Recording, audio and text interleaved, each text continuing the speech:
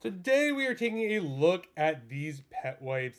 This is going to help clean and deodorize your pet. I'm going to tell you everything you need to know about these. Right off the bat, you get 100 of these. They are 8 by 9 inches. That's exactly what it looks like. Right over here, I feel like I have a pretty big hand right over here. You can see here, it covers my entire hand.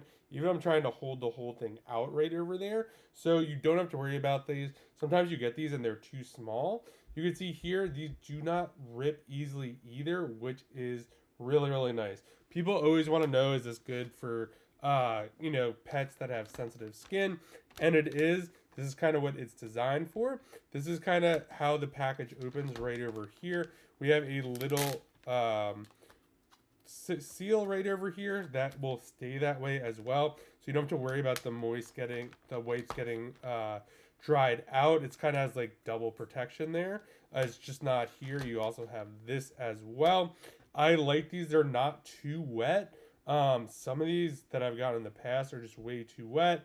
They don't smell bad at all. Just overall, really, really nice. So if you're looking for some great pet wipes for your pet, dog, or cat, definitely check these out. And a huge thanks to the brand for sending this over so I could do this review.